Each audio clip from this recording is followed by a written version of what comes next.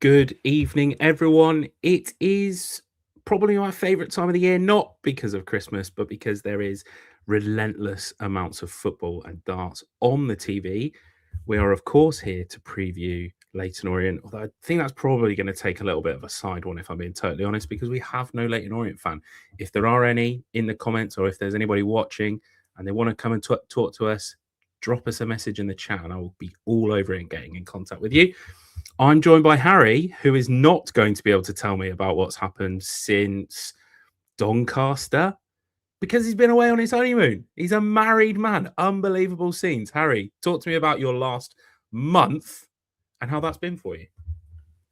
Thanks, Ashley. Merry Christmas. It's been amazing. Wedding was great. You were obviously there. Great day. Tiny bit of drizzle in the morning, but didn't make a difference or dampen anyone's spirits. And honeymoon, went to Japan for 2.5 weeks, which was pretty special. It was nice as well because I've been once before when it was 35 degrees and 80% humidity. It was nice this time going and it being 13 degrees and a lot easier when you're traveling around quite a lot and seeing all the sights. But yeah, I've got a lot of football to catch up on. You have to apprise me of what's gone on. Well, where do we start? You, of course, will have listened to every episode, won't you? Like a true Up The Poshcast fan, so you don't need that much of a recap. But because it's Christmas, we are only talking positives today. 3 wins on the bounce in the league in December, and I think tomorrow it's going to be 4. I'm feeling confident. What more can you ask for than Luke Williams' boys in blue getting 3 points on Boxing Day? I don't think we have the best track record on Boxing Day, but Luke Williams is going to change that. I am hoping for lots of goals. I think what was it last season? We lost the season before. I think was that when we played Charlton on Boxing Day? I think we drew 1-1. If memory serves me correctly. I think 2 seasons ago in the 23-24 playoff year, we drew those 2 games that day, that 26th and 29th, both at home. Drew both of them. Obviously, if we'd done a little bit more, we'd have could have been even close to the second. But yeah, you're right. I distinctly remember just before COVID, did we get beaten 3-0 by Donny on Boxing Day at home? Kieran Sadlier scoring. Someone tell me I've got that wrong. I probably have. But yeah, I don't know how good our record is on Boxing Day, to be honest. Let's hope we can turn it around tomorrow. Fingers crossed for a good Boxing Day record. Look, before I bring in our first guest, who is over the pond, I should add, I would like to thank Smith's Hyundai for their partnership of this episode. They are, of course, your local Hyundai dealer based in Bretton Way, just over Brettonside. They have got new and used cars over there. And as I've said to you before, when that Santa Fe comes knocking, that will be the one that I have. That is my favourite car that they have on offer. But enough of that. Let's get Andy in. Andy, good afternoon for you because you're 5 hours behind, aren't you? Tell everyone where you are and what your plans are for the next 24 hours. Hey guys, can you hear me? Ash, I can't hear you. Harry, I can hear you. What's the story here? Harry, talk to me. I'll talk to you then. Well, talk to me. I can't hear Ash. But yeah, fine. Go. What did he say? He said, and he's asked, because you're over the pond, he said, good afternoon. Is it still is for you? It must be, 1 p.m. or midday where you are? And tell us about your next 24 hours as a Posh fan. You've got quite an interesting... well, tell us where you are and tell us where you're going to be 24 hours from now. I woke up in Canada, in Ottawa. Minus 10 degrees here. Loads of snow. Big white Christmas. And in precisely 55 minutes time, I'm getting a cab to pick me up to take me to Montreal Airport to get back for the game.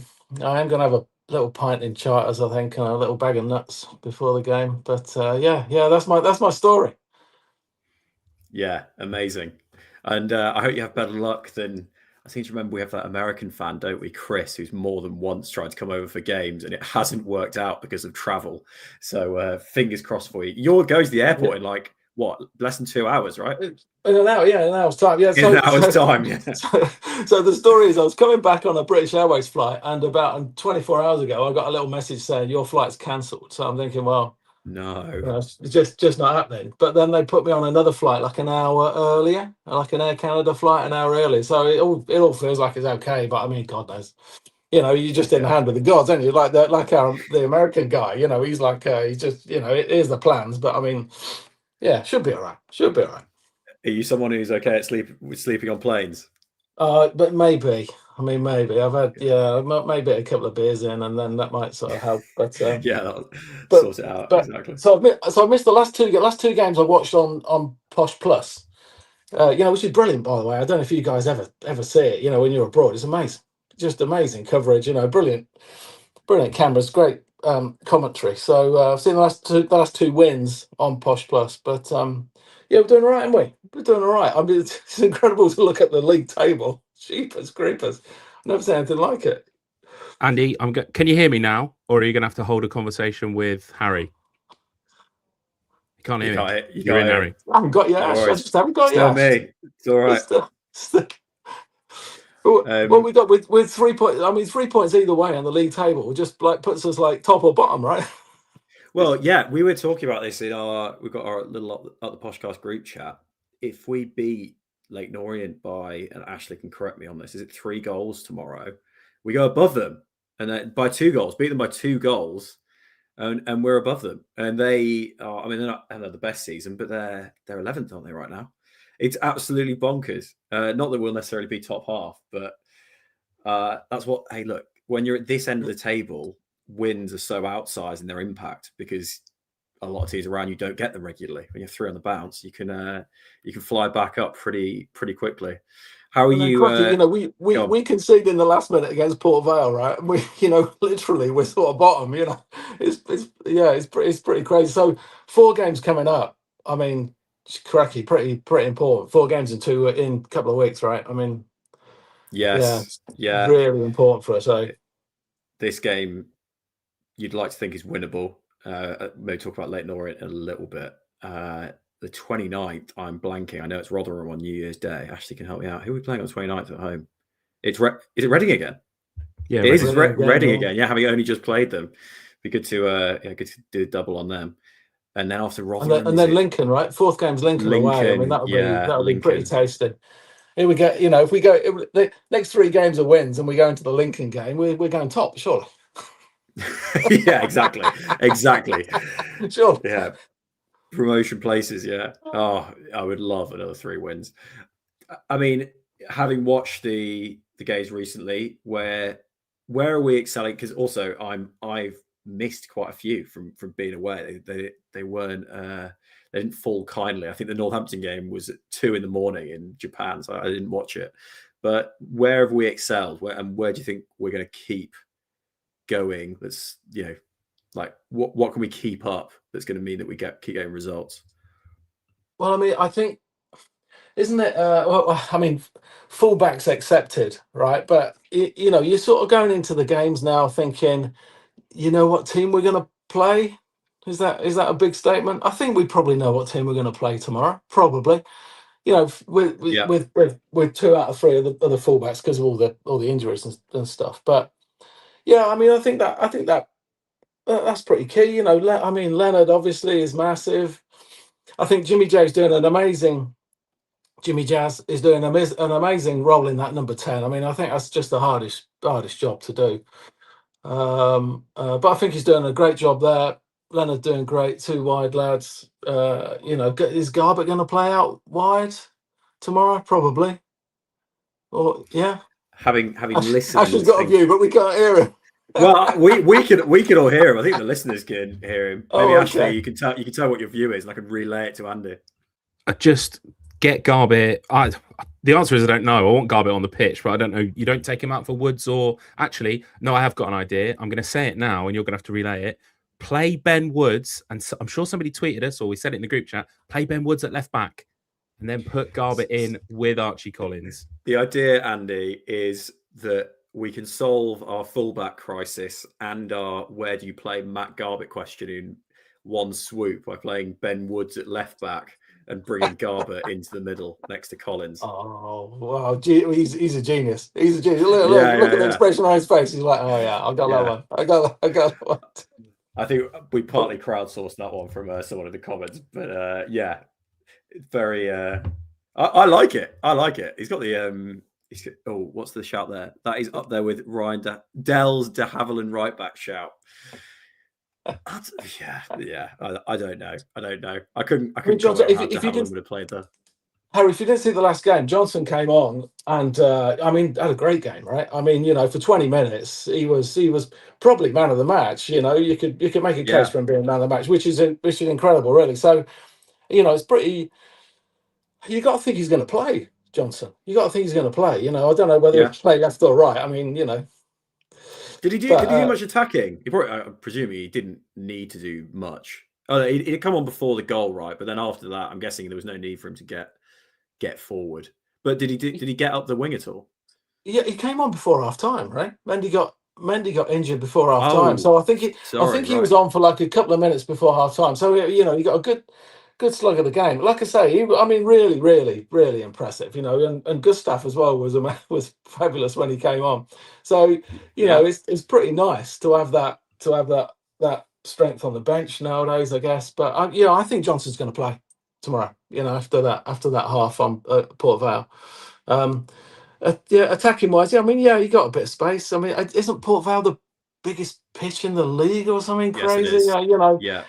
It looked pretty tiring for the boys, and obviously Lees went off throwing up, didn't he? So it looked like a pretty tiring day out. But you got a lot of space. Yeah, there you go. Big statement from me. Man of the match against Port Vale, Johnston from fullback. Okay, fair play. Yeah, I think he ranked well, didn't he, Ashley, in our Up The Poshcast ratings. You guys are all very positive, as you were about Lindgren. It was nice to listen to an episode where we were more or less completely positive about Gustav. And I've seen the goal. His pre-assist was great. Really good. Kind of made the goal, really, didn't he? I mean, really. I mean, it's Lindgren's assist, isn't it, really? I mean, he's not going to get credited with it. But, I mean, it's great. It's great. Yeah. Wouldn't that be good wouldn't it be amazing to have endured the poor lads 2 or 3 years with us, and for him to suddenly come good and be like a real sort of force from the bench, wouldn't that be amazing? Do you know what's crazy with Gustav, Andy? It feels like he's been here 2 or 3 years. He made his debut in January, right?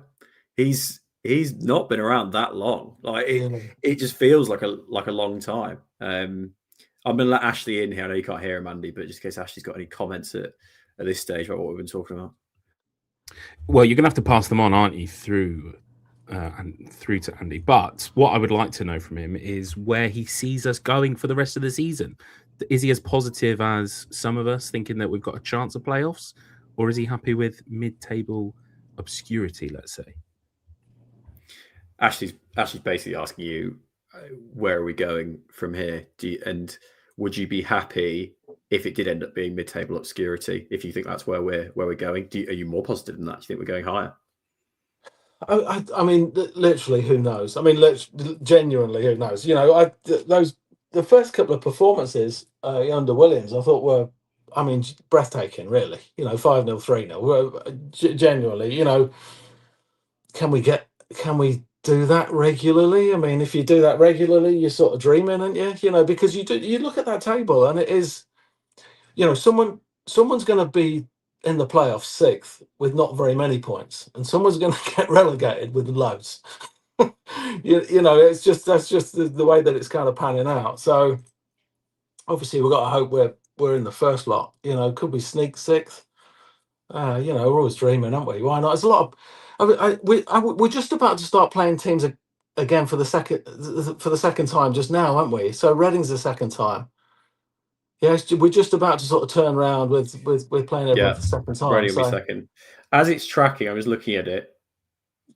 Estimating, it's looking like 78 points would get you playoffs, which would mean that we would need, do some quick maths here, 78 minus 25, which we've already got, and with 26 games left, we'd need about 2 points a game. Yeah, it's still pretty punchy. You are a struggling man when you don't have your Excel spreadsheet up, Harry. Yeah, exactly.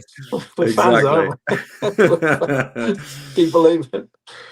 Yeah. I mean, I don't know. They're all they're young kids, aren't they? So bit of confidence. Get on I suppose we're on a roll now, aren't we? You don't Yeah. win. You don't win 3 games on the bounce very often. You really don't. No, exactly. Even at our high. 2 points a game is a win followed by a draw every game, or it's 2 wins and a loss every 3 games. So as many of these 3 wins in a row periods that we can build up, even if there's the odd loss in between, we absolutely can do it. It's not out of the question if a team keeps performing at the level it sounds like it is. Andy, let's get you on your score prediction for the game tomorrow. Here goes. I think we're back to the form from the first couple of Luke Williams games, right? So here goes with 3-0. I love it. I love the confidence. Boxing Day. Come on, 3-0. I'm just about to get in the cab. I'm coming. Perfect. And who's your first goal scorer? Oh my God, Jimmy Jazz. Always Jimmy Jazz. I have Jimmy J for Jimmy Jazz. By the way, the greatest name of a Peterborough United player ever. Ever. Jimmy J. Jimmy J. Who calls that son Jimmy J? It's beautiful. Yeah. And of course, the Clash sang about him. The Clash. You don't know that song. You're too young, aren't you? You're too young. They did a song called Jimmy Jazz. And that's where the reference comes from. Well, hey, tomorrow London Road's calling. So, Andy, thank you so much. Any final comments? See you, boys. No, go well. Hope the rest of the podcast goes well. Ash, sorry I couldn't hear you, mate. It's the way it is. But thanks, Andy. Not that you can hear me. Thanks for. He's saying thank you, Andy. He's saying all right. Right, I'm going to go and wade my way through the snow. Yeah, absolutely. Safe flight. Cheers, Andy. See you, boys. Up the Posh. Up the Poshcast. Up the Poshcast. Nice. We answered that quite well. I think so. That was really weird because everybody else can hear me, but apart from Andy, all sorts of technical issues there. But that is what we live for. Now, what I am going to do, I am going to test my technical skills, and I'm going to play the ad from Smithy for everybody to watch, and then hopefully by magic, Mark/Wombling will appear when the ad is finished. Fingers crossed. In Peterborough, match day starts long before kickoff. And whether you're heading to the pub, the ground, or just tuning into the podcast, Hyundai gets you there in comfort, style, and with room for your mates. Visit Smith's Hyundai, your local Hyundai experts and proud supporters of Up The Poshcast.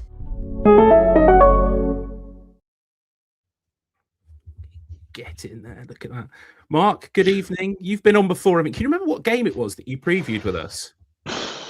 No, you could have asked me earlier. I'd have. Oh, it was Wigan. Yeah, it was Wigan. I know, it's Wigan, definitely. Yeah. You talked about bumping into manager in the first time you went there. That's right, Brian Hamilton. Yeah. Back in the day. Yeah, back in the 1950s. That was ages ago, wasn't it? I was going to say Merry Christmas to you both, but I might just say it to Ashley now. I don't deserve it either. Don't say it to me. Well, no, true. Yeah, I'm not. I've been mute for the last 15 minutes. I'm wound up now. I've got all sorts that I want to start dropping at you, Mark. It's been a bit of a weird one, hasn't it? Since then, obviously, I know that I said we were going to be positive, but do you think that Fergie out was the right decision at the time?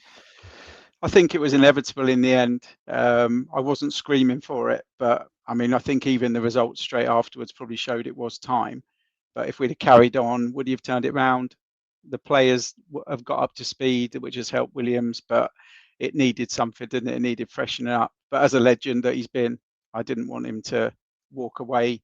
It would be nice for him to go on a high, but I guess then he would never have left it if we were flying, would he? So it's a tricky one to take. Yeah, I stick by the end of last season would have been perfect. He would have kept us up, won us the Virtue Trophy for the second time, and then it would have been a good time for a change. Look, there's another Up The Poshcast host who doesn't want to be on your Merry Christmas list. So I'm going to pull this comment up from Charlie, who is asking whether you're doing air traffic control for Andy's flight across the pond. Have you got any thoughts on that? Oh, it's good to see Ronnie Corbett doing a Christmas special for us. Thanks, Charlie. I thought more of a Britney Spears, to be fair. I mean, come on. Britney Spears, I'm not sure I get the reference. I'm not very good at this. She used to have the headset and yeah. There's a Britney Spears, is it Toxic? that music video Well, that's is on taking playing. it. That's taking it to a whole new level. I thought that's what you were getting at. I was more the headset when she used to do her concerts, but that's fine. I've sure never Ashley watched used to go Britney to Spears concert. I've never in my life. The only concert that I would say that I've been to was, was it Busted on the Embankment when they had McFly supporting them, and Busted were basically terrible, and everybody was like, McFly will be the big guys from this, and they ended up absolutely smashing it out of the park. But can we talk football? Yes.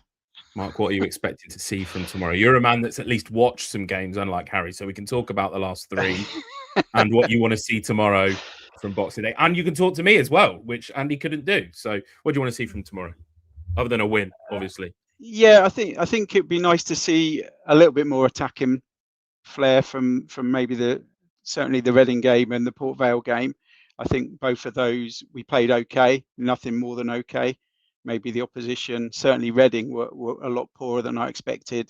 I thought Port Vale were good. We probably made them look good in the first half an hour or so, playing with a left back who looked about as fit as I did when I was playing at Wembley a few weeks ago. So, but I have an excuse because I'm over 50. But yeah, Mendy didn't look at his fittest, shall we say, and screaming out for him to be changed. And then, as was just mentioned on the other conversation, CJ came on. And I don't know whether it's because who he replaced, but he looked a world beater. All of a sudden, he went from his sort of 6.5 out of 10 to probably nearly 7.5, 8 out of 10 performance. But maybe it was because we were getting torn apart down that side for most of the first half. But yeah, I'd like to see us a bit more attacking. I think you never know what you're going to get with Orient. Their results are a bit up and down. When they're good, they're really good. I thought they were excellent against us in the Virtue Trophy with 10 men earlier in the season, one of the best teams I've seen, and that was also a change side. So you just don't know, but we do look a bit more solid. Harry Leonard's obviously on fire, which is great. So, a scrambled win by a goal would be good, but it'd be nice to put on a bit of a show. I'm not sure I'd go as far as going for a 3-0. That's quite optimistic, but yeah. But yeah, as long as we we don't do what we did last Boxing Day, which was the horrific, like when we had the under-18 back four basically playing and we got taught a lesson. I think that was Boxing Day against Mansfield, wasn't it, last season? Yeah, as long as it's nothing like that and we can walk away relatively pleased that we're putting a good effort. But I'm all on board with Williams. I can see what he's trying to do. We do look a bit more focused. We do look fitter. I think Dara called it out in his podcast yesterday that the team's starting to get fitter. I felt that we looked stronger in, certainly at Reading when the board went up and previous games we've been out on our feet. We looked the strongest team after going ahead at Reading, which was great. And I felt more comfortable towards the end of the game at Port Vale than I did certainly in the first half. And I wonder whether that is just through the extra sessions that the guys are doing on the pitch, and it's starting to tell. And also confidence is a bit higher, which can add that 2 or 3% to a player, which makes all the difference. But yeah, hopefully a nice home win for Boxing Day. Fingers crossed. You mentioned Leyton Orient being a bit up and down. I was looking at it before we came on. 2 interesting things. Bit of a Stato's corner moment. So they've had 5 games, 6 if you include the FA Cup against Salford, where they've either won or lost by 3 or more goals this season. And on top of that, they have had 3 games already this year where they've conceded after the 90th minute to take a win to a draw, and 1 where they got a last-minute equaliser themselves, a 2-2. I forget who it was against. It's interesting with us, where we've obviously had games where we've, under Luke Williams anyway, we've absolutely spanked teams, and also recently held on to 1-goal wins. Right, that's all 3 of these recent games. Reading by 1. Am I right? Reading by 1 goal, Northampton by 1 goal, Port Vale by 1 goal. Do you think? Is it by? You guys tell me. Is it by chance, or are we showing some real resilience in the last 5-10 minutes of these games that sound like Leyton Orient probably haven't this season, or is it? Or have we not had to? Have we not really been attacked in the last few minutes of these games? The Northampton game, it was absolutely one-way traffic. towards the end. Unfortunately, it was for them, not for us. And the fact we had 10 men, I was quite worried coming out of that game, although it's always great to win, especially a derby game. Beating Cobblers is never a bad day. But the actual performance second half, being 10 men, was a struggle. And it also showed we were susceptible to having a big man up front against us, which is a worry in this league, because most of the time you're going to find that even the weaker teams are going to have a lump up front who can cause you problems, long throws, set pieces. And I just wonder if other teams watch the Cobblers. And Tom Eaves, he's played Championship football, but I wouldn't pick him out as being a major threat in League One. Yet he caused us more problems than Andy Carroll in his prime back in the day. It was just like we couldn't cope with him. But we held on despite Alex Bass's best efforts of throwing the ball to Eaves's feet at one point. But we hung on. Like I said, against Reading, I thought we were really comfortable. We managed that with a long period of extra time at the end of the 90, and we didn't even look like really conceding, apart from one header that went straight at Bass. If it'd gone either side of him, we would have conceded. And at Port Vale, I didn't feel we once we'd scored, admittedly there wasn't long left, but I didn't feel like Port Vale were going to get back in the game, and we did manage it better. Now, whether that's a confidence thing, whether that's conditioning, or whether it's more organisation, I don't know. I guess we'll tell as the season goes on, but there's something that makes me think we're a bit more resilient, which is important. But I just hope we can click that flare switch, if you like, and start putting teams to the sword and not worrying about what we do in the last 10 minutes, because we already won the game, which we did against Wimbledon, we did against Stockport. Yeah, I think you're right, Mark. And Harry, just to sort of say that I think that actually, if you ignore individual errors, we've technically kept clean sheets in our last 3 games. I know that's a silly thing to say, but we conceded because of a bad header from Archie Collins and Harley Mills not dealing with the chance against Reading. And then we conceded against Northampton because Dave had a lapse of concentration and Eaves nicked in and didn't manage to get it. If you remove both of those mistakes, I think DMAC said it, didn't he, on his pod, is that we've not got teams scoring goals because of them. They're scoring because of us. So if we can just nip out that mistake, and Harry, I don't know whether you've seen Alex Bass that moment. If not, maybe I'll give Lods a scratch that he needs to itch and ask him to go and get the clip of Alex Bass, literally ball between feet. It was the 88th minute or something, and he leaves it as late as possible to pick it up because he's trying to run down the clock, and he gets the ball out of his hands. Basically, I'm not sure whether it was a foul or not. I've not watched it back in enough detail, but the ref wasn't going to give it as a foul because it was so touch tight, let's say. But silly, goofy guy. Let's just call it that, right? So, fingers crossed. I said this. The guy is goofy. It's entertainment, isn't it? What more can you ask? It was very. He's a goalkeeper. Yeah, most of them are goofy. Let's be honest. So you're not wrong. Yeah, you're not wrong. As a goalkeeper myself, I will back that. You have to have something wrong with you a little bit in the head, don't you, to want to be a goalkeeper? Because literally every time the ball goes in the back of the net, it's your fault, and you get pushed, you get kicked, you get your toes stood on, you get people trying to just be bullies, don't you, with them? So I don't mind it, but where? Go on, Harry, you go. I'll hold it. I was going to ask a question about Garbett, but depends. Have you got one that's more? No, you go. Connected? No, I was just going to ask one that I don't know if you heard before you came on. Just talk about where do we put Garbett in the system. Have you got a thought on that? I'd get him in the team because I think he's our best player.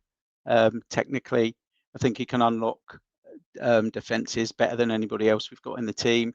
I did wonder the first 35 minutes at Port Vale, him and Jimmy J Morgan, having them both in the team seemed a bit of a luxury when we were up against it, because they're both luxury players. And I wonder whether we have to be a bit more pragmatic away from home, maybe find a spot for Keller, but not out wide. Somebody who's going to be legs in the midfield and take one of them out. But then for me, it would be Morgan rather than Garbett coming out. Not that I don't like Morgan, but I just think Garbett's got the X factor more than anyone in the team. I know he doesn't show it all the time, but there's something about him that's got that, like I say, a bit of an X factor. And he looks too good for this league when he's on song. I thought the second half at Doncaster, in what had been a terrible performance, chucked him out on the right wing. And he was absolutely ridiculous for 20 minutes of that game. just unfortunately we were 2-0 down before we could do anything about it. But you know, I don't see anyone else in the team that can do that. So for me, yeah, find a place for him. Where is the question? If you have to play him right, then you need to accept that whoever's playing there, probably Kioso tomorrow, needs to really get up and support him and go outside him, give him that option to go into the byline, because Garbett's not going to do that for you. But that's not necessarily a bad thing, because that will take the fullback away and give him even more space. And he's more likely to find that killer pass for Leonard. I know he's done it a few times. So's Archie, to be fair. But I just, I do like him, so I would get him in the team. Probably not in goal. He's probably goofy, but not goofy enough to go in goal. I compose myself.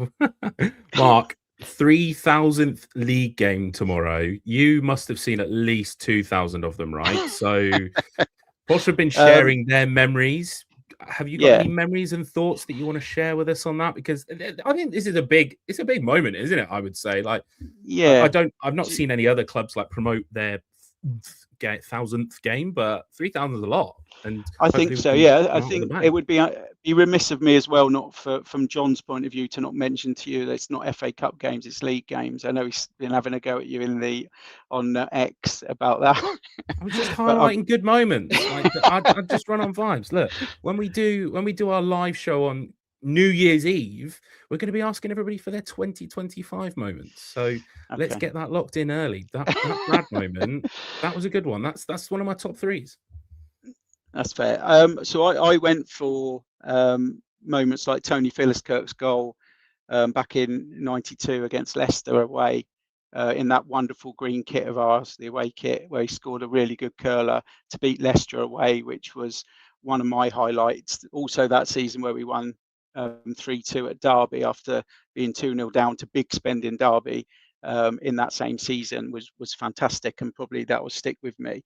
I also remember a Paul Colpin moment where he ran through on the London Road goal in the 90th minute, running past about half a dozen Cardiff fans on the pitch who were also making their way to the London Road end to score. And as he scored, he turned around, saw that the Cardiff fans were still quite close to him, and went the other way for his celebration. That was quite surreal. So that was a late 80s moment that sticks with me. But there's been so many. I haven't made it to 2,000 as much as you'd like to think, but I reckon I've probably done about 1,400 out of the 3,000.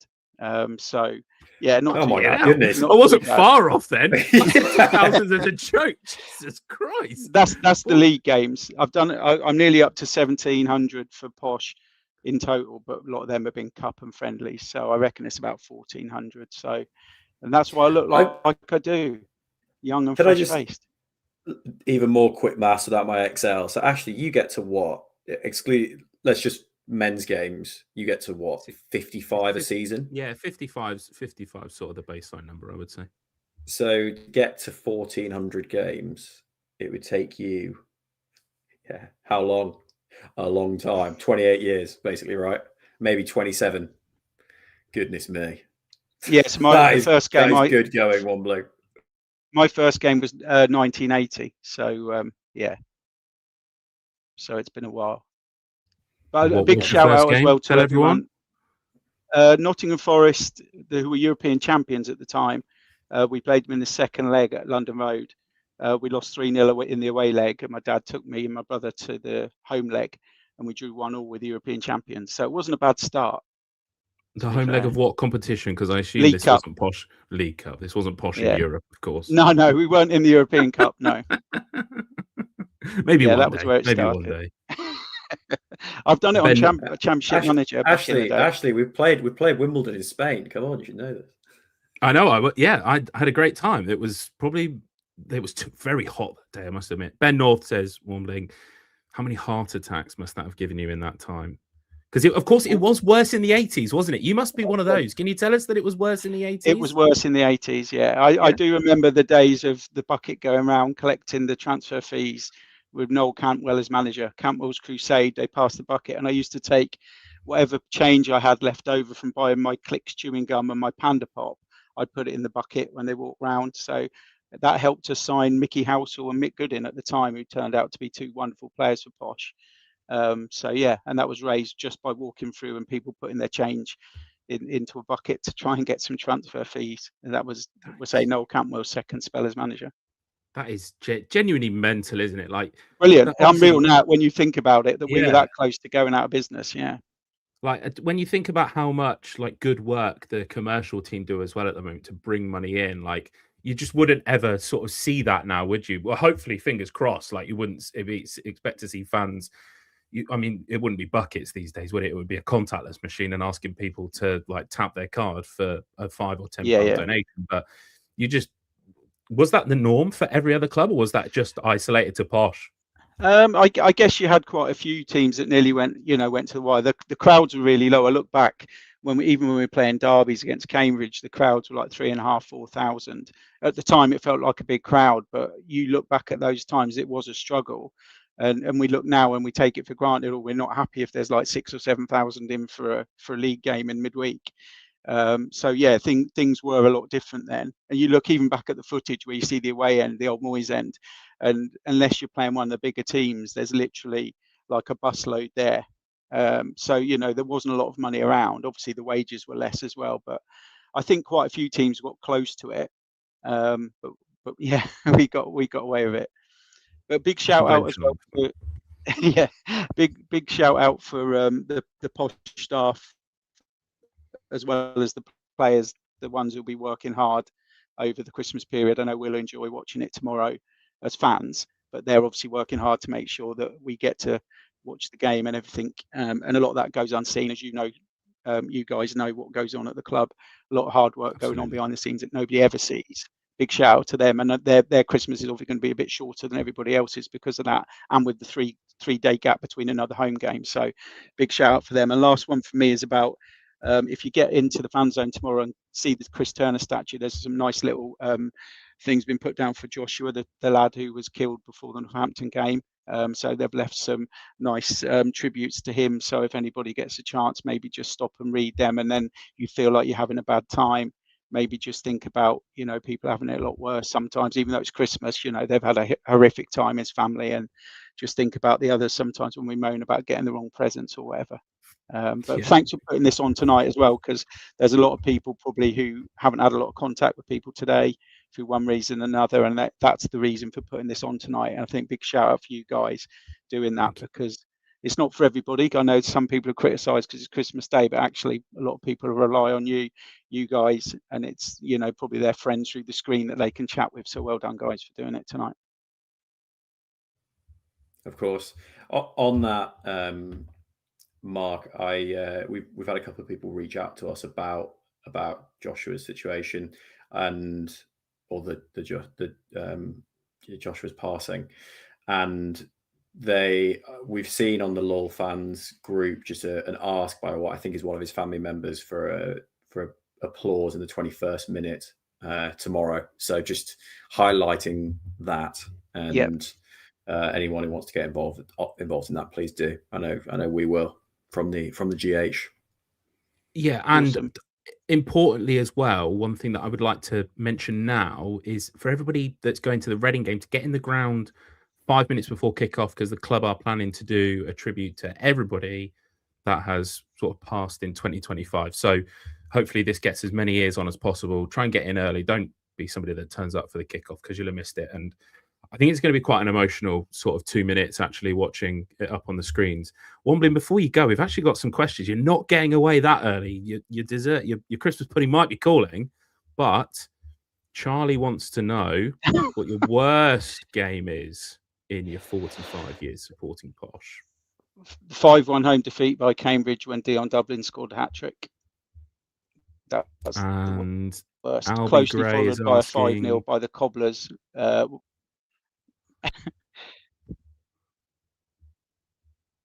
Can you see that, Mark? What Albie's asking. What's the worst manager? Gary Johnston, probably. Didn't like him. Maybe Steve Evans. Wow, he left when we were 7th in League One. Yeah, really? I didn't like him. Okay. No. Fair enough. I was expecting perhaps a less recent answer than that. Surely some of the people who've Mark Lawrenson languishing. Mark Lawrenson was rubbish. Yeah, Mark Lawrenson was rubbish. Okay. So there you go. That's a bit further back. And can Jed one Steers shout out in the before I go? comments. I've got. Hang on, no, you're not going. I've got another question for you. Jed Steers in the I love comments. He Jed wants to Steer. know what's the worst player you've seen at Posh. Not within the last Blimey. 18 months. Not within the last 18 David months. Hull. David Hull was rubbish. I didn't like him. Exodus Gohagan, didn't like him. I was going to there's say too many. Exodus might be one of the worst we've ever had play regularly for us. Ashley Vickers, who got sent off on his debut, he was terrible. But yeah, not many people know about him. But yeah, Feel attacked. I've got to shout out. Name. I've got to shout out somebody in Chatteris who's sent me a message on WhatsApp saying got a face for Crime Watch. Well done for getting reception in Chatteris, by the way, Matt Allen. I'm impressed that you can actually get that, and you can use your mobile phone with those webbing on your fingers. Well done, mate. I'd assume that this is Matt Allen then, who's saying that you sell Lucky Heather. Yes. Right? Yes. I don't know what that means. Very good. But no, you don't. It's yeah. It's an inappropriate comment for people from Chatteris. So there you go. Okay. Wombling, score I'm prediction, impressed again please, that you on can first goal text. scorer. I didn't realise you had that capability. Yeah, not using online still in chat. 2-1 Posh, and I'm going to go for Matty Garbett. Wicked. Thank you very much, Wombling. Harry, comment? No, I like it. So you're nailing on Garbett to start and be in a position to score. That's good. I like it. We'll see what I predicted later. But yeah, nothing else from me. As ever, thanks. All good for me. Thanks, Wombling. Right, I'm going to do a Merry straight Christmas, swap. chaps. Take care. Up the Poshcast. Right back at you. Oh, before actually, well, you can get Tomek on, but before he comes in completely, Mark mentioned his first ever game. My first ever game was against Leyton Orient. It was a 1-1 in 2005, and I was actually looking it back up because it reminded me him saying that it was 1-1. Callum Willock scored in 45+1, and then Justin Miller scored for Leyton Orient in the 74th minute. I remember it being a pretty drab game, but some big names in that. So, Mark Tyler started, Sean St. Ledger, Danny Crowe, Trevor Benjamin. That this is the section where Big Ron was in potentially, which I must admit I've never watched before, but I have watched the first episode last night. I did watch it whilst building Imogen's new table that she got for Christmas, which she was delighted that she got. So I have watched the first episode of that, and I am watching it through because who knows when you may need to know about the Big Ron era, maybe sooner than you think. Fingers crossed. It's great. Well, it's not great for our club, but it is. It's captivating. Watching. Well, you say that though. It probably was great for our club because we know who watched it and wanted to buy the club after that. True. Am I wrong or am I right? But anyway, let's stop talking, Harry. Let's let Tomek talk. Tomek, good evening. How are you? Good evening, chaps. How are you going? How are you doing? I'm all good. We are 45 minutes into this, and I reckon that I could probably go for another 2 hours. So let's just keep it rolling. Tomek, obviously we're talking 3,000 games. You are not the same age as me, so I assume you're younger than me. What was your first Posh game? And how recent was it? So I started supporting Peterborough since, I want to say 2017. So my first game was against Bristol Rovers at home, and I've revised this. I knew this was coming. I believe it was 4-2, the scoreline was. So yeah, we do always have good high scoring games against Bristol Rovers. There's somebody that, look, if we're not going to get promoted this season, I would love for Bristol Rovers to get promoted back into League One. I think they've probably left themselves too much to do, but Steve Evans, he's a miracle worker, isn't he? Tomek, do you want to tell us about your favourite manager? Well, to be fair, have you had that many? Well, it's Evans, Ferguson, McCann, and now Luke Williams. So you can, there's only 4 I can pick now. Go on, tell us who though. At your 4. I mean, the memories I've had with Ferguson, I feel like it's just the obvious answer. He's given us quite a lot. I mean, in my time of supporting Posh, at least. So I think it's a cop-out answer. So you've been around to see Marriott, just about Ivan Toney, These are pretty good strikers. Obviously, Clark Harris. Yep. How does Harry Leonard stack up among those names from what you've seen recently? I've seen the comparison online with JTH and Leonard, and I can see resemblance of it, but I think it's too quickly to call, too early to tell. I really like Clark Harris when he was there. As far as it goes, I mean, I really like Leonard. I think he started quite slowly under Ferguson. This may have been a system issue or a changing room issue. We will never know, I guess. But so far, so good for Harry Leonard. Hopefully, he keeps on firing and, well, gets us as far as possible. God knows. I quite like, because, having started this pod, we've got a digital footprint of what we actually thought at the time. And I'm glad to say, even when he wasn't scoring, Ashley, we were all pretty positive about Leonard in those early games. And we did say, once he gets going, he's not going to stop. I think we've been pretty vindicated so far in that. Yeah, I agree. I think when he wasn't scoring, he was still doing enough, wasn't he? That showed, and I'm going to say it on record, actually, because I only tweeted it. He does remind me of Harry Kane a little bit, in that he does all of the stuff off the ball that you want from that sort of striker, and he knows where the back of the net. Yeah, he does some deep playmaking. He takes the ball.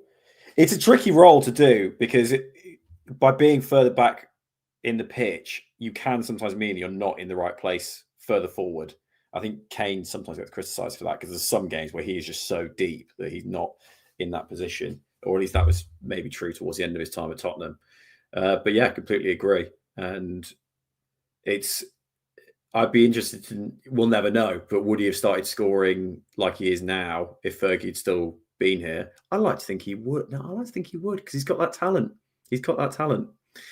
Anyway, have you got a question for Tom McAshley?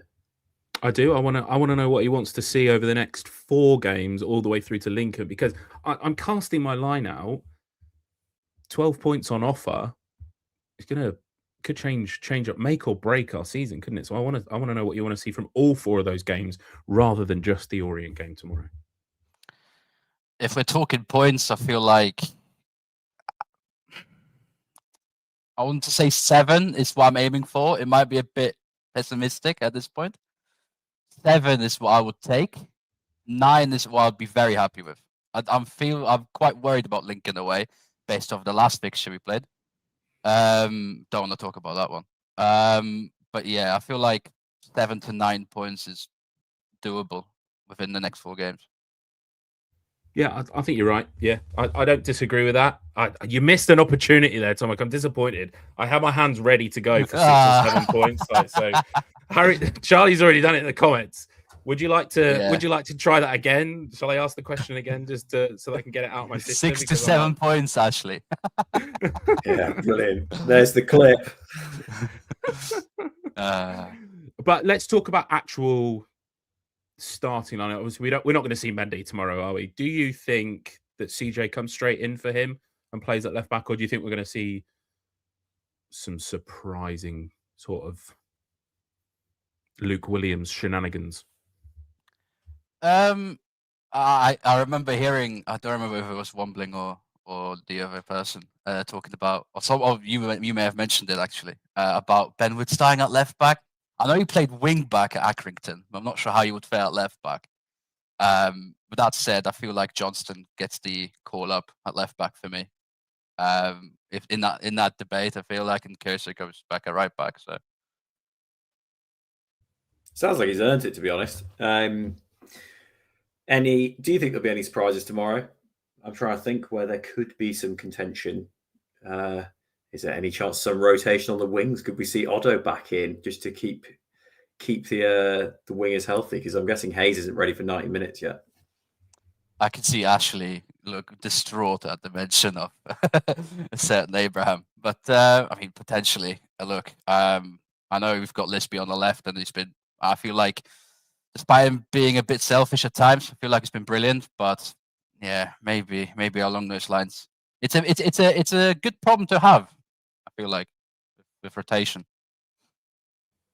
Yeah, completely. I can't wait to see. I'm hoping and likely Lisby will start, because the last time I properly saw him play that really electric style of direct, trying to isolate their fullback, where he did it consistently pretty much all game, was that very first Williams game, the Cardiff 1-0. And some of the games I saw before I went away on honeymoon, we didn't quite see that again from him, at least not for the whole game. He did have some really good games, don't get me wrong. He obviously scored against, was it Wimbledon? I think he scored against.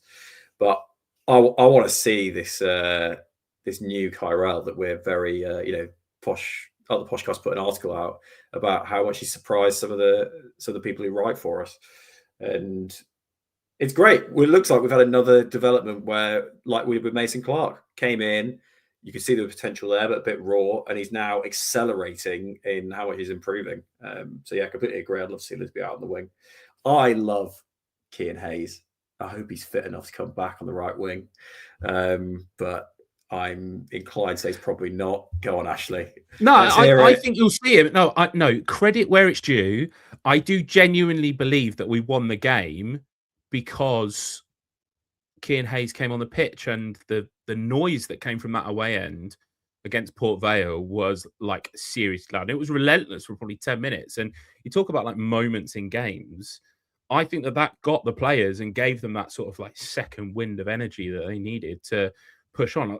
John mentioned, I'm sure the pitch was terrible at Port Vale, and they probably needed it. They probably needed that sort of rocket up their arse to say, and that it worked, didn't it? But I don't think he did anything outside of sort of getting the crowd up. He had one good. That's harsh. The first thing he did was actually dispossess a player quite high up the pitch and then sort of drive back into the box. And I think he may have won a corner, but outside of that, there wasn't a great deal that he did. But I think you're right. If we can see him for 30 minutes again tomorrow, maybe even 45, if Williams wants to make changes at half-time potentially, I think that he's a player that's always going to get the crowd up, isn't he? I don't want to brand him as a cheerleader because I'm sure that he will be more than that. But that's what you need. And shout out to Peter Kioso if he's playing tomorrow and captain. Attack the GH display in the second half. Do it. Switch the ends. Attack the London Road end in the first half and attack the GH display in the second half. So that we can suck that ball into beating on your desk as you say this, Ashley. But yes, completely agree. What you're actually saying is stop beating on my desk because it's an absolutely terrible audio experience for people. I'm just too polite. It's Christmas Day. What can I say? I will tell everyone that you called me a pig before we went live. Look, context matters, okay? Well, then again, context was we were talking about pigs in blankets, and then I joked with anyway. Tom, are you going to be in the GH tomorrow? I'm not sure. I'm not sure. I know I'm going, but I'm not sure what stand yet. It's sort of on the day thing with my friend. So yeah, we'll see. See you Hopefully. In the GH then. Right, Tomek, I've got some questions for you. Yeah. First question is, what is your favourite moment as a Posh fan?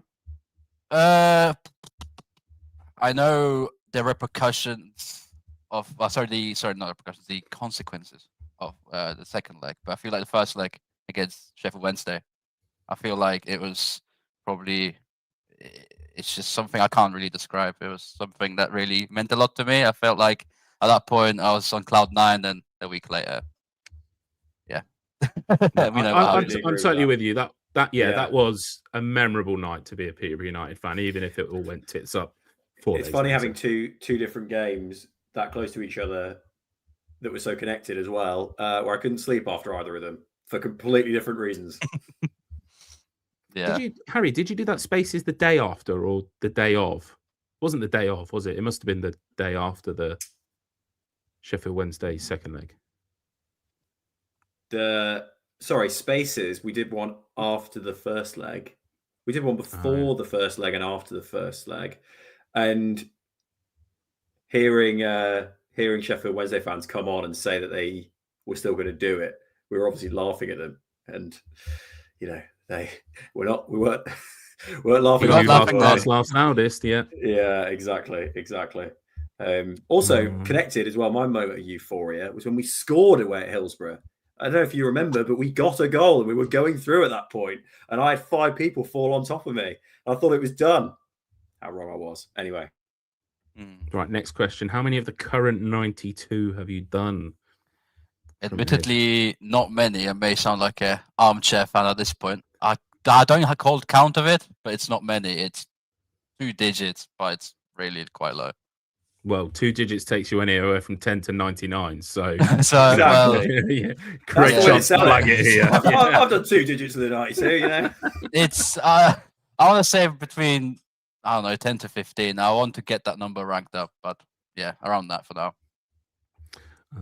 I'm going to briefly bring this one up. The last time, and this should maybe affect people's predictions, the last time that we did actually beat Leyton Orient at home was the 7th of March 2015, where we beat them 1-0. It's been that long since we beat Leyton Orient at home in the league. Nice. Sorry for the bad news, guys. But you know what? People said this about Exeter away last season. Hadn't beaten them in decades, I think it was. And we beat them.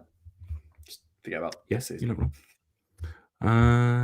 Raf has made an assumption, Tomek, that you are Polish. That is a correct assumption, I would assume. We obviously discussed the fish in the bath before we went live. You are not into that tradition, but I implore everyone that is listening today or tomorrow or whenever you're listening or watching to this to go onto TikTok and research the fish in the bath. You learn something new every day. Tomek, do you want to give a brief explanation of that one for me if you can?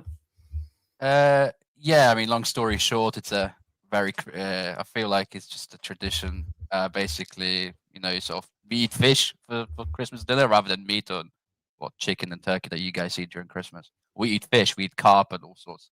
So normally, I would say a week in advance, you sort of get fish in the bath and just let it sit there. I've never done it, so I can't speak of the experience, but I know people that do it, and it's very weird.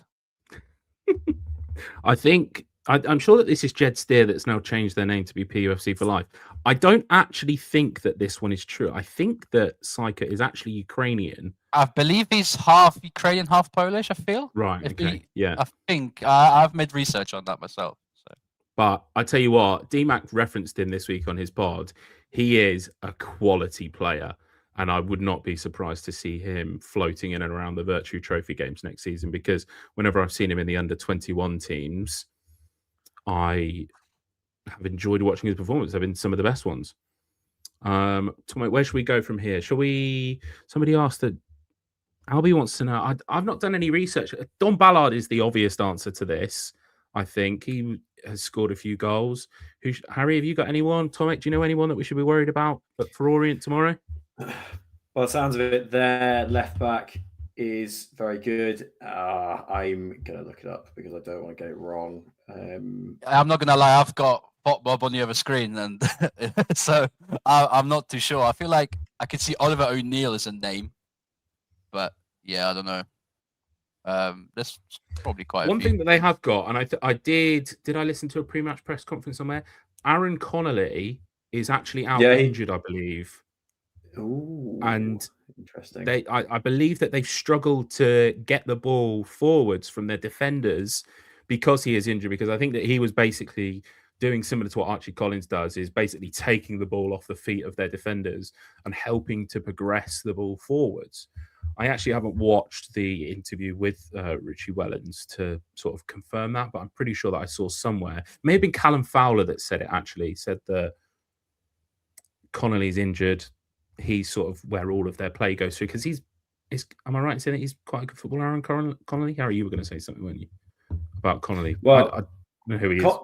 Connolly used to play for Bristol Rovers, didn't he? And he has also played for Bolton, has he not? And is pretty damn good. And also, I've never seen him play well at London Road. So you got those kind of two sides to that coin. I was going to say that the player who I probably watch out for is Teo Adaramola, who's the left back for Leyton Orient, on loan from Palace, was at Bradford last season, and seems to have been, from what I was reading, a threat down the left this year. But outside of that, I agree. But Ballard's the obvious. It's the obvious threat, and it's in good goal scoring form. Harry, you're going to have to cover me here. I'm just downloading somebody's roast ready for our feature later on of Roast Our Roast. But okay, nice. I mean, hey, Tomek, if it wasn't fish, what was your Christmas dinner today? I mean, to be fair, I had the roast dinner. I made it myself, so it was good. Okay. Nice. Nice. I've adapted myself to British culture. I've lived there for 12 years now, so I feel like I'm quite there. Very good. And Tomek, am I right in saying that do you live on your own then, or with a partner, of course? Good assumption. I'm on my own, but I've got family here. I've got my father and a few other people here. So, yeah. And they live in Peterborough as well, do they? Or are they live locally? They live locally. Right. Okay. Cool. Because obviously, I saw you tweeted, didn't you, that you were not overjoyed at the idea of Christmas with your family not being around, and that your sister and your mum both still live in Poland. Is that right? Yeah. So I've got a lot of family over there. I mean, without going into too much detail, yeah. Of course. Yeah. No. It was one of quite a few, which was quite. I feel like it's quite daunting thinking about Christmas in general. I feel like just for anyone, but yeah, I don't know. Well, hopefully we've given you a little, time to bit of community on the football side tonight, and a chance to chat through our favourite football club. Of course, I appreciate that, guys. Definitely come in the GH tomorrow. We'll see you tomorrow if you come in. Of course. And before you go, we need a score prediction from you and your first goal scorer, please. I've got 2 scores in mind, and I've been dilly-dallying since we've been live. I'm going to be optimistic and say 3-1 Posh. Ooh, I love it. And the first goal scorer? I'm going to go... I know the obvious, but I'm going to go different. I'm going to go with an Archie Collins screamer. Ooh, that would be a Christmas cracker, that would, wouldn't it? Burton Albion, run it back. That's it, exactly. Could have said Harry Leonard, which is the easier way out, but no. Archie Collins for me. Yeah, I hate it when people... We'll pull up our predictions in a minute, but it annoys me when people put Harry Leonard every week. It's just boring, isn't it? Just live a little. Just pick a random player. You know, one week, Harry, you picked Kioso, didn't you? Actually, was it Plymouth away? And he got really close to being the first goal scorer. Plymouth away, I go 1-0 Posh, Peter Kioso, and of course it was his shot that was deflected into, I think it was Jimmy J's path for the goal. So close. The keeper just, if he hadn't quite got down as quickly, it was going in. I was ridiculed as well. You were at the time, yeah. You're not wrong. But thank you, Tom. Thanks for joining us. I hope you enjoy the rest of your evening, and we will see you in the GH tomorrow, hopefully. Thank you very much. Up the Poshcast, guys. Thank you. Thanks, Tommy. Merry Christmas. Right. No better time now to move on to our predictions for our Predictions League. Let's get that. Next Level Barbell Club Predictions League. When I saw these, Ashley, I'm the only one who hasn't predicted a win, aren't I? I think. Well, hang on. You did predict a win, didn't you? No. You got it open? You got it? Yeah, there I am. You didn't predict a win. But Lods actually, look, I'll run through. Oh, yeah, I'm wrong. Lods. You can do yours. So I'm going goals galore. No Christmas hangover for Posh or Orient, but Posh are going to win. Matthew Garbett. Posh to win 3-2. Charlie is matching last weekend's score. Posh 1-0 with Jimmy J. Morgan. John is going 2-1 Posh. Harry Leonard, boring first goal scorer option. Lods is being captain negative this week and thinks that we're going to lose 3-1 with Harry Leonard getting our only goal. And Max, of course, what we were only going to expect positivity from Max, weren't we? Posh to win 3-1. Another boring pick again for first goal scorer in Harry Leonard. And Harry, that just leaves your prediction. Do you want to talk everyone through it? I've gone with Posh 2, Leyton Orient 2, with Jimmy J to score first. I just looked at Leyton Orient's record with the sheer number of goals involved in the games they've been playing in. And it's a similar story for us on the whole, that we score them and we let them in. It's always been the Peterborough United identity, hasn't it? And I think Boxing Day is going to be a fun one, but I think we'll end up as a 2-2. It'll probably be an even game on the whole. Yeah, I think it was mentioned earlier, wasn't it? Is that I'm pretty sure that both Boxing Day and the 29th last season, we had a player sent off in each of those games. I'm pretty sure it was George Nevitt in the first one and Harley Mills in the second one. I think George Nevitt was 2 yellows and then Harley Mills was straight red. So, if we can get through the Christmas period without any red cards, especially to a defender as well. Like that would be pretty disastrous, if I'm being totally honest. But who knows what tomorrow will bring? Hopefully, a loud atmosphere from the GH. It's going to be cold. It was cold earlier when I took all of the rubbish down to the bin. All this cardboard. I hate Christmas. I'm a proper Scrooge. Just cardboard everywhere. Barbie sets. I watched tables to Muppets build. Christmas Carol earlier with Michael Caine as Scrooge. Great. We watched Finding Nemo. That is not a Christmas film, is it? But doesn't matter. It's Disney, isn't it? Yeah, it's what you get. It's what you get when you've got a 6-year-old. But look, I've been looking forward to this feature for quite a while now. By the magic of StreamYard, Harry, I'm going to split us just like that. And now get everybody in the comments. It is time for. I've not got a jingle for this. I feel like I should have a jingle, but it's time for Rate the Roast. First up, the Human Pro 23. I think that this is quite strong. I must admit. Yeah, I agree. I think they're going to regret the number of, because there's quite a lot of parsnips and potatoes on there, and I doubt they finish that. You got to pace yourself with these things. But yeah, it's got everything. It's got a good quality looking Yorkshire on there. I'm not sure about the sweet corn though. Can we discuss that? Can we discuss the sweet corn? Sweet corn's, in fact, not only a rogue shout, but now that I've spotted it, I'm knocking off at least a point for this. You don't know where to start with the first one. My first instinct was 8 out of 10. But for all I know, this could be more or less the best one that we end up seeing. But I'm going to go with a 7 out of 10 because of the sweet corn. Yeah, I'm going to go 6 because the gravy just looks, it's not thick enough for me. It does look thin. What I am going to do now is I'm going to bring up mine, cooked expertly by Shannon, might I add. What I will do, caveat, the plate at the back's mine. So if you're wondering why there's limited green, Shannon put hers to the front. She made Brussels sprouts with bacon. We had broccoli cheese rather than a cauliflower cheese, gammon and chicken. We don't have turkey at Christmas because turkey is crap. I'm going to be honest with you. So I of course can't rate mine. Yeah, I can't rate mine. If I'm going to do it, because Shannon's probably outside the door listening to it whilst I slang it off. 10 out of 10. Look, Jack Spicer said it. 10 out of 10. Yeah, brilliant job by Shannon. Look at this. Also, are those Brussels sprouts with some little lardons on top of them? A little bit of bacon on them? Are. Yeah, you're correct. Smashing. Yeah, you don't always see that. Often Brussels sprouts just come on their own. You can see those pigs in blankets. Nice small carrots as well, which is quite nice aesthetically.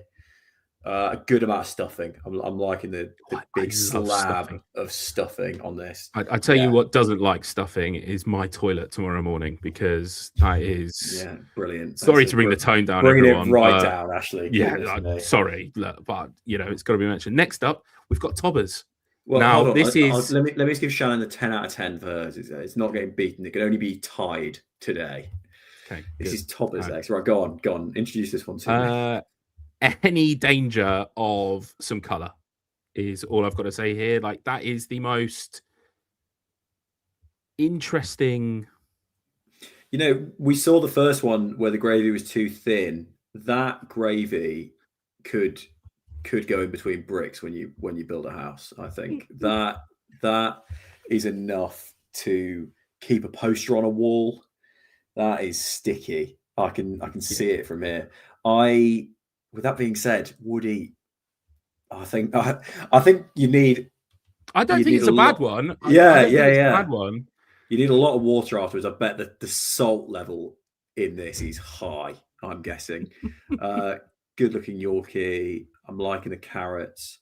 I've always got the issue with this one. I can't see it all. I'm guessing there's some parts it's been covered. Yeah, it's interesting. What is it? Because you add gravy to add the moisture, but there's so much gravy there. Fleetwood Zach says.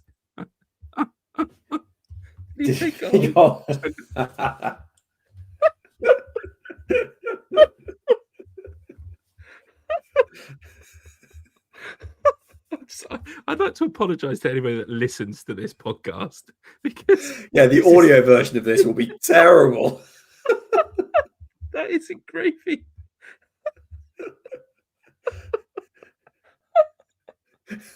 I'm gonna get warm again. I'm crying. Matt Metcham said, Chimney needs repointing. I'll send him a DM. Okay. Right. Right. Get the numbers in. Get it I'm a going to rating. compose myself. It's Where's still. the red cabbage? Who's done? I can't see red cabbage on that. No, there's not. I'm going 6 out of 10 on this. I think I'd probably give that a 7. I'd eat the first one. If I had to choose in this plate or the first plate, I'd probably go for the first plate over this, because also this is a bit of a mystery box, because I just do not know what is under that. The gravy. Under the gravy. Gravy has chunks in it.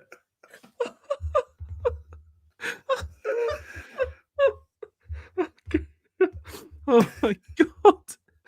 All right, next up is John's. This is a right old batch. Now the comment in the group chat was, "Would you like some gravy with your water?" I want to know good. first, and I I'm need gonna to knock know the first. food. Did John make this himself, or did his family make it?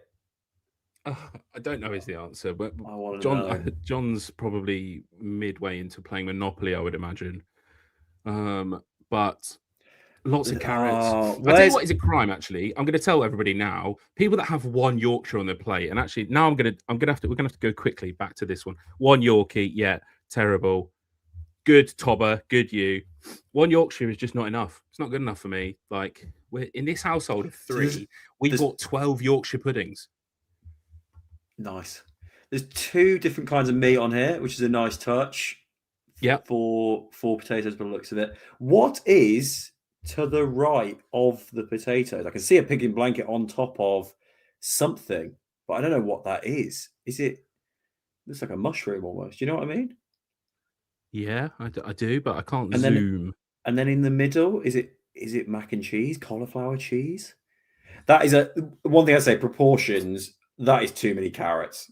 Too many carrots in here. But that does look. Maybe John John doesn't get that ginger hair from nothing. Like that looks. You can see in the top. There's some self-serve food. So if this is a self-serve, obviously he's gone for. I need to top up my gingerness.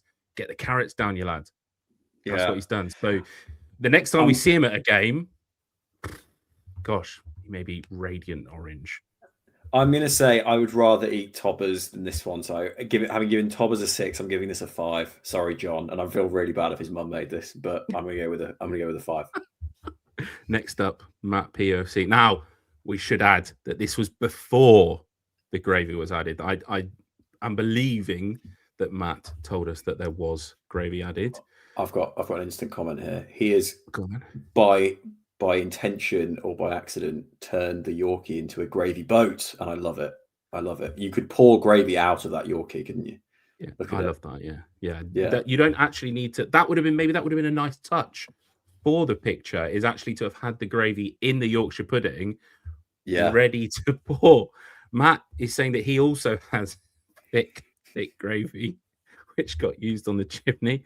Ken Austin is also rating that this has clearly got everybody's attention now. Maybe I'm going to have to backtrack on my statement of one Yorkshire pudding is a crime. Maybe one average-sized Yorkshire pudding is a crime. Yeah, this is enough. This is enough Yorkie. Like a ready-made roof panel for a Yorkie. Maybe that is fine. Oh, this is a good point actually as well, Harry. What are your thoughts on this? Presented too well. Yeah, I agree. It's not one for a restaurant, is it? Christmas dinner. It's one where because it's buffet style, you take what you want, you slam it on the plate. Yeah, I agree. This is trying to be a piece of art. But then again, look at all the different individual pieces. Those roasties, I can tell you now, you can tell that they've got the crunch on the outside and the nice and fluffy on the inside.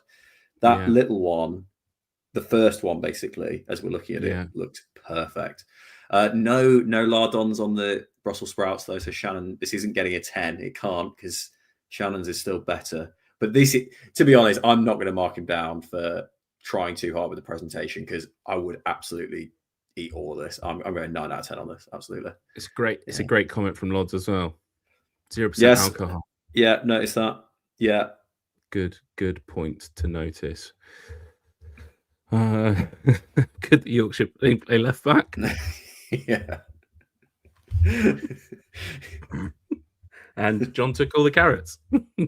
Yeah, true. No carrots. No carrots. Right, next up, JG16_. Now, I would like to make an initial comment on this. This has a filter slapped on it, which I absolutely love. And I also love the table display. Is that taking away from my actual plate here, like, and what I can see? This is marks.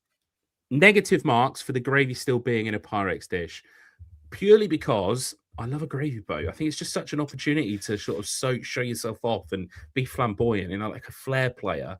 Your gravy boat tells you a lot about you, I think. Yeah. These also. No, go on, you go. No, last one. Okay, fine. Yeah, no, Lods has said it, so I am going to bring it up. Okay. Is that a raspberry? What? On the thing at the front? Yeah. Yeah, good question. I don't know. That's clearly red cabbage around to the left. I was going to say that is a Yorkie, isn't it? That's just got a very crunchy top. Now, what does that mean? That is a homemade Yorkie. That is not frozen. Yeah. Serious effort's gone in with that. And I bet it. That is oil in the pan, in the oven. Let the oil heat up and then batter straight in. So it's like done like. Yeah. The roasties look fantastic on this. I'm thinking that's two kinds of meat. It actually looks like a ham at the back, like a a Berico ham. You know what I mean? The red of the meat at the back, like a Spanish ham. You know what I mean? Yeah, I know what you mean. Yeah. No, I do know what you mean. Yeah, with roast beef. You're not wrong, but uncertain on what that thing is at the front. I can see. Is that not stuffing? Is that not? It's wrapped stuffing. It's bacon. It's like it's stuffing in blankets, isn't it? Yeah, but it's posh. But it's like a posh version because it's got two things on top.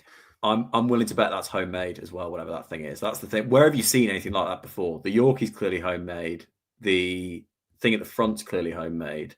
Got an unusual meat at the back, which I think's a nice touch. See a bit of stuffing sticking out, and you can see a Brussels sprout sticking out. And it's all over the place, presentation-wise, which we're giving marks for. I think this is also getting a 9. I think it's getting a 9 from me. Now, I'm going to give it 7.5. The gravy put me off a little bit. There's not enough gravy sat on top of the dinner. You can see it all at the bottom, which means one thing and one thing only. Not thick enough for me. Now, look, I'm not getting religious here. This was the picture that was sent in to us. Happy birthday to Jesus, first and foremost. Big up, Jesus. 2 Yorkshire puddings, but those pigs in blankets, wow. They are big. King Charles's fingers. Your pigs in blankets. We have another appearance from sweet corn here. Look at the back. Yeah, but that's not even sweet corn. That's even baby worse. corn. That's even more like baby corn.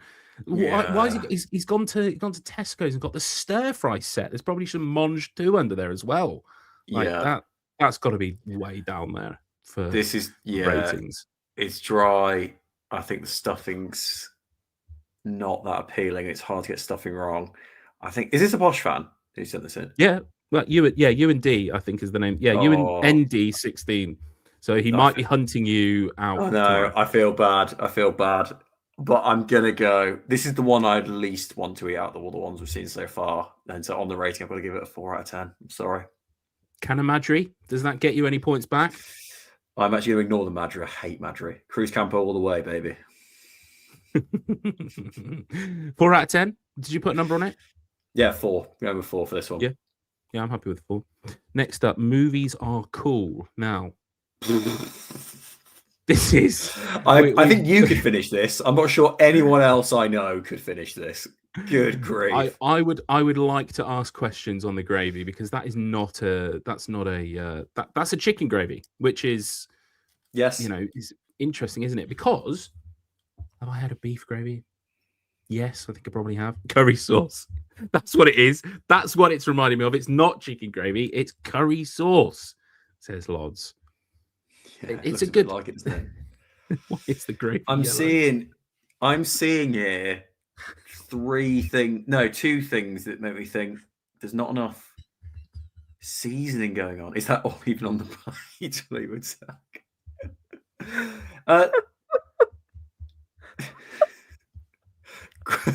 Matt mentioned gravy looks like a toddler's nappy. Oh God. I've got nothing. I can't. I need to breathe. Right. Somebody made a comment. Somebody made a comment on the stuffing balls.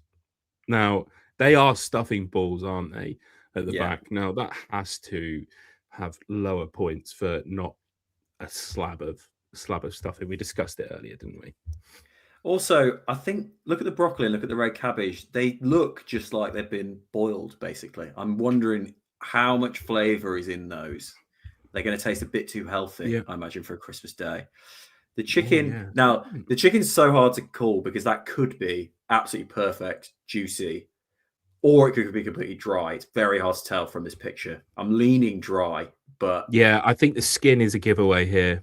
You know, it's not offering. It doesn't look juicy, does it, on this one? Lods has gone early with a 2 out of 10. I think that's a little bit harsh.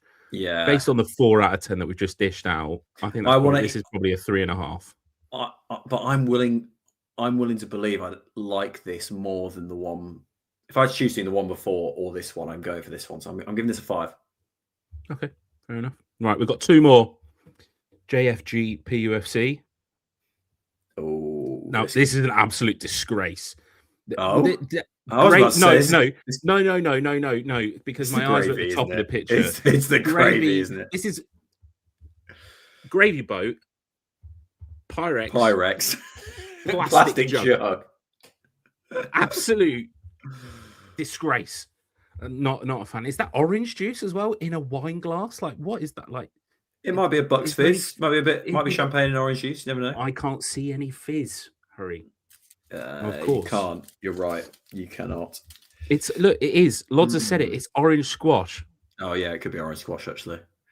Now look, I'm not marking down for either of these things. I'm looking at the plate and I'm thinking immediately yes to this. I'm liking it. I'm liking the look of this a lot. No lardons on the Brussels sprouts, but they still look good. Pigs and blankets look good. One Yorkie, but it looks damn good, and it's not symmetrical. So I'm thinking this might be a homemade one.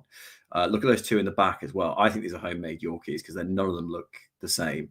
Yeah, I'm with you. Yeah, this is a good plate. I'm curious about what's at the back. I'm guessing it's a cauliflower cheese behind. Yeah, it's got to be potatoes. Yeah. Some of those potatoes don't look quite roasted enough, though. I'm marking down for crispy? that. Yeah, I know they might not be. So I was going to go 9, but you're right about the roasties, and roasties are a very important part. I'm going with 8 for this. I'm going with 8 for this one. And Funployee 44 agrees with you. Homemade Yorkie, and although there is only one Yorkshire pudding on the plate, you can see that there is also an offering of more in the distance. So when you finish that, you can go and grab another one. So I don't have an issue with that. There's going to be a serious Boxing Day sandwich going on for this family. Look at that middle. Yeah. You know, those pigs in blankets and stuffing are not all getting eaten today. No, get the rolls out. Right, last one, PUFC Harrison. This was the late submission that we had whilst we were live. And the sunlight. I was going to say, the picture's going to difficult, not help with this. Yeah. It is steaming hot. Like you literally, the picture, see the steam coming off it on top of the sunlight. I'm willing to bet those carrots taste fantastic because look at them. They've been properly cooked down. Yeah, those carrots look like they've been in the swimming pool for 4 hours. Yeah, but that's a good thing for carrots. That's the thing. Yeah, I'm with you. Red cabbage looks good. I think those pigs in blankets are homemade. That bacon looks like it's been actually wrapped around. That's a twizzle, isn't it, rather than a round? I'm with you there. Yeah. I think those are parsnips and they look well cooked. This looks like another one of the paper mache gravy, unfortunately. That's the only thing. Teardrop plate as well, yeah. Matt is on a tear tonight. Looks nice. What did the humans in the house eat? Cooked in the heat of the moment.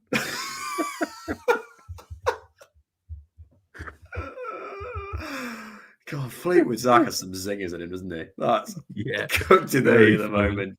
He is a seasoned pro at the roast. I'm not talking about the thing you eat on Christmas Day. Hang on a minute.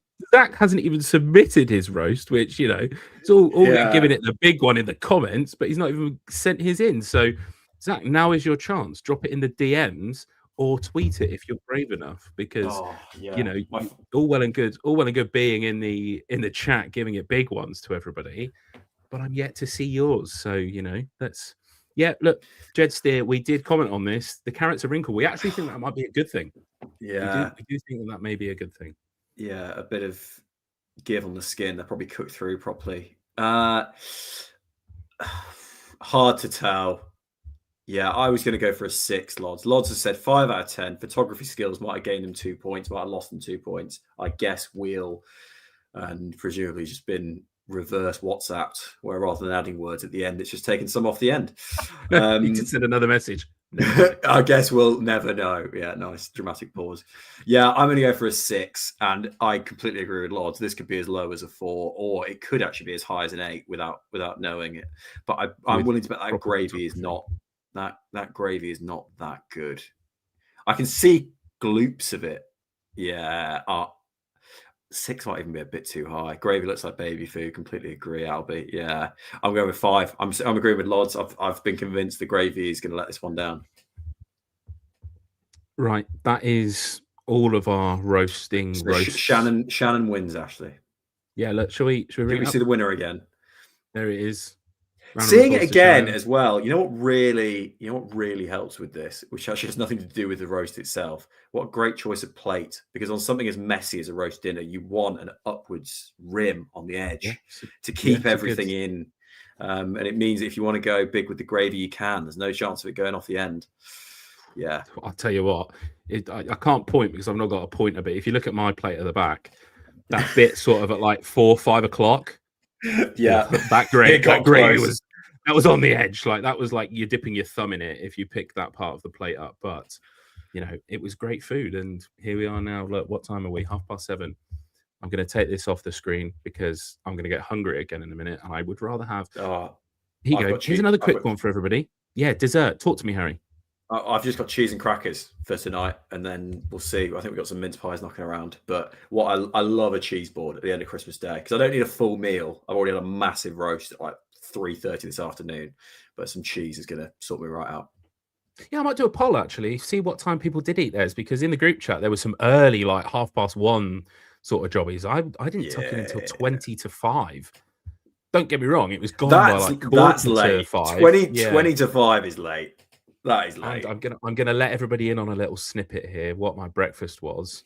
I had last night's curry for breakfast, and I'll tell you what, it was cold and it was fucking lovely. And that's my Christmas tradition as of now. I used to have pork pie that my grandma would make, but she's not here anymore, so no more pork pies. So I now have curry for breakfast, and it was ropey. I'll tell you why I had my dinner so late, because I didn't have my curry until 11:30 this morning, because we were.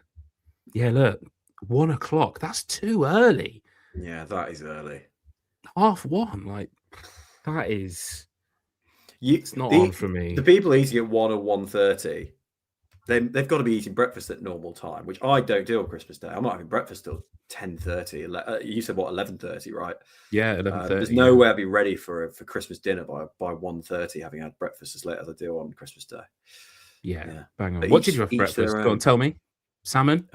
No. Today, vegetarian, aren't you? Yeah. Are you vegetarian? Are you really? Yes, enough of the time. Yeah, thanks for asking me on a live, Ashley. Chicken multi pie tomorrow at halftime, Harry? yeah, we'll see. No comment. Peanut butter on toast with banana for breakfast today. It was blooming great. I'm telling you, peanut butter and banana is an incredible combination. Those who know. Yeah. Oh, yeah, that's ropey. That is. Imogen didn't wake up until 8 o'clock this morning. Kids were up at 6. When you put it that way, it doesn't really sort of see, does it? Like it's that bad of a time when you say 1:30, but Imogen wasn't. Yeah, and obviously for normal lunch, 1:30 is getting on late for normal lunch. Yeah. Nothing wrong with it. I'm just going to quickly 20 to 5. I bet you're at the bottom of the bell curve, though, Ashley. 20 to 5 is pretty much as late as you're getting, I would think. Yeah. I reckon you're right. I've not had anything from Zach, so maybe I'm just gonna have to tweet his personally. So he's bottled it under the pressure. So we clearly know that Zach's plate was not good enough to be ranked by Up The Poshcast and listeners. Harry, have you got anything else that you want to add for today? No, it's great to be back. I'll be on final whistle of Leyton Orient. When are we going to put it out? Because it's a bit of a weird one, isn't it? We're putting it out the 27th. So those that don't know, we are going to record tomorrow after the game and release it on the 27th. We're then going to go 28th at 8 o'clock. We're going to be live previewing the Reading game. Then we will then have an episode out on the 30th, which will be the review of the Reading game. Then on the 31st, we will then be live again, New Year's Eve, to preview the Rotherham game. On the 2nd, we will then have an episode out for a Rotherham review. And then on the 3rd, we will have another live, which will be the Lincoln preview. And then we'll be back to normal on the 5th of Jan, which is the Monday, if I'm reading correctly, with a Lincoln review. Which, to remind everybody, Lincoln double. 2 games in Lincoln that Posh are playing on the Sunday. So if you've got a spare day, basically, get up there. Ticket sales, very bizarrely, for Lincoln away, not a sellout yet when it's got to general sale. In times gone by, we've sold out before it's even made it to general sale. So I think that sort of says a lot of where Posh are against Lincoln at the moment. Yeah. Final one comment on, Harry. Heroes, celebrations, or Quality Street? It's Heroes for me every day of the week. You know what? In my wife, Tiff, her favourite is Roses, which isn't even an option here. But for me, out of these 3, Quality Street's definitely last. Can you bring it back up? Heroes and celebrations. Yeah. Oh, this is tough. Can I tell you what decides it for me? You can. I think I've got an answer though. It's the cream eggs in the Heroes that do it Heroes. for me. That is a good thing. I was going to say the Maltesers though in celebrations. Those half teardrop Maltesers are so good. I'm going celebrations for me. Well, there you have it. Thank you to everybody that has joined us on this Christmas Day live. I'm going to be honest with everybody. This has been our most watched live when we've not had Dara on. So those that said that it was a bad idea, we've got 433 people watching at the moment. Wow, amazing. Yeah, which for whilst we're live is the highest numbers. Normally we're about the 250 mark on a Friday night. Yeah, so incredible. The market was clear there. So thank you. Look, I'll be great trying to rage bait me into keeping this going. I hate Bounty. I hate it. It's disgusting. Bounty's good. For me, it's not in the league of the Malteser, but Bounty's perfectly fine. Yeah. If I'm having celebrations, both Bounty and Snickers are being left. And if it wasn't for Shannon, they wouldn't get eaten. They just go in the bin because I don't like either. All right. But back to it anyway. Thank you to everybody that's joined us. Thank you to Smith's Hyundai for their partnership for this match weekend, if you want to call it that. It's not really a weekend, is it? Sort of match, Ashley, 48-hour period. Go on. I meant to say this to you at the beginning. You missed. You want to buy a Santa Fe, on Christmas Day. There was a pun opportunity in there, and you flew right past it. Yeah, that is an absolute shambles for me. Look, the graphics that we've got on screen are a little bit ropey. I don't know where Santa and his reindeer have come from. I've done them myself. So if our regular graphics guys watching, I would like to apologize for the hat, the baubles, and the Santa and reindeer because I put them in from Canva, which I know that he doesn't like, but I didn't want to ask too much of him on his Christmas Day. Thank you to Next Level Barbell Club for their partnership. Please, can everybody get their submissions in? Do not put what Lod's got because Lod's cannot win the December Predictions League. So please do anything possible that you can to get Lod's off that top spot. And look, thank you to everybody again.